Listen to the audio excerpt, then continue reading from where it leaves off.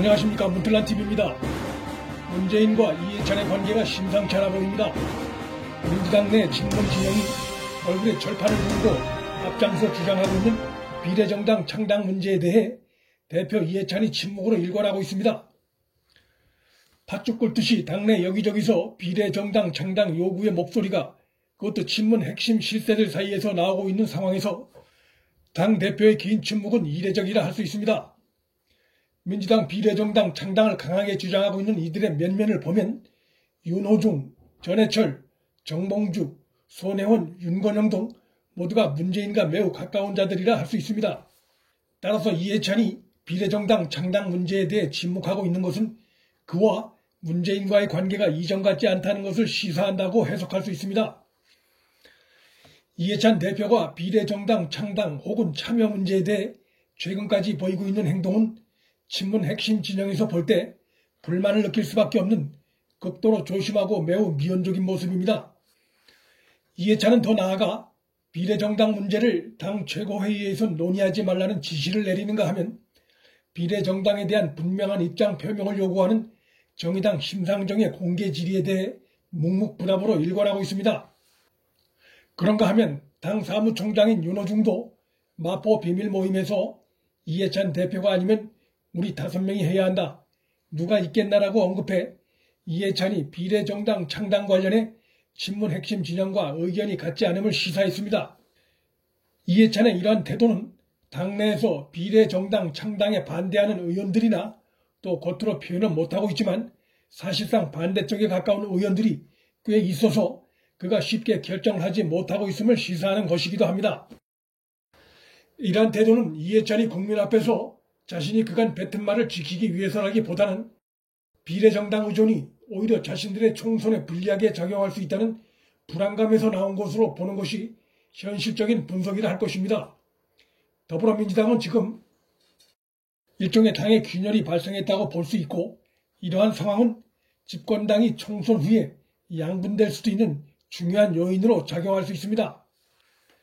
그간의 말을 완전히 바꾸어 문재인 탄핵 등을 이유로 내세우며 비례정당 필요성을 주장하는 친문 세력과 눈앞의 이해관계에 따라 그때그때 원칙과 말이 바뀌는 것에 불만을 느낄 비문 세력으로 총선 후 당이 내용적으로 나뉠 가능성이 있음을 보여줍니다.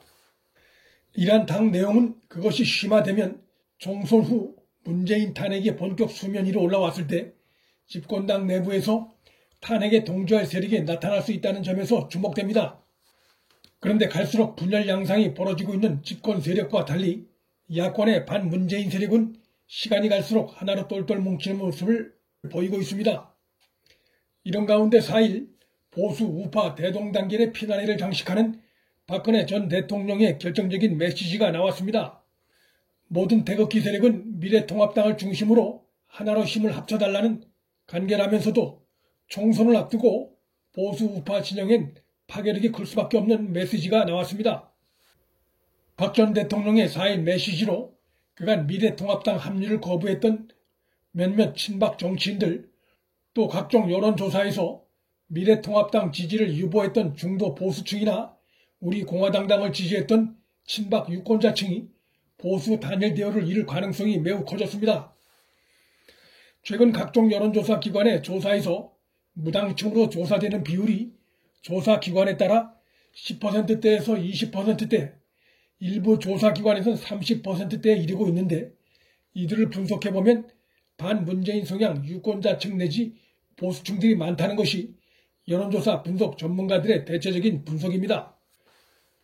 어디 마음 둘 데가 없어 떠돌던 이들 무당층 중 친박 유권자층이 4일 박 전 대통령의 메시지 발표를 계기로 향후 여론조사에서 미래통합당 지지를 택하거나 또 총선에서 미래통합당 후보 지지를 택할 가능성이 커졌습니다. 범여권에선 박 전 대통령의 메시지가 나오기 무섭게 옥중 정치인이 국민 분열 정치인이 하며 맹비난을 하고 있는데 이건 그만큼 박 전 대통령의 메시지가 범우파 단합에 미칠 영향에 대한 두려움이 크기 때문으로 볼 수 있으나 어디까지나 중심은 미래통합당이기 때문에 그러한 박 전 대통령을 겨냥한 비난 공세가 반문재인 성향 유권자들의 표심에 큰 영향을 미칠 정도는 아니라고 봅니다. 문정권 4년차를 앞두고 좌파 진영은 안으로 분열하기 시작했고 그간 흩어져 있던 우파 진영은 하나로 뭉치고 있는 현재의 상황은 지난 대선 전 우파가 분열하고 좌파는 하나로 힘을 모으던 상황과 매우 대비되는 측면이 있습니다. 집권 세력이 권력에 취해 오만해졌을 때 갈 수밖에 없는 그 코스를 가고 있는 지금의 권력의 모습이 다시 나타나고 있는 것입니다. 이번 총선에서 보수 우파 진영이 승리하고 꽁꽁 억눌려 있던 좌파 진영 내분이 밖으로 터져나오기 시작하면 총선 후 21대 국회에서 그간 4+1 꼼수 정치에 몸을 실어 위기를 모면해온 문재인에 대한 탄핵 절차가 본격적으로 힘을 받을 수 있을 전망입니다. 문틀란TV 여기서 마칩니다. 구독과 좋아요, 방송 공유는 방송 제작에 큰 힘이 됩니다. 시청해주셔서 감사합니다.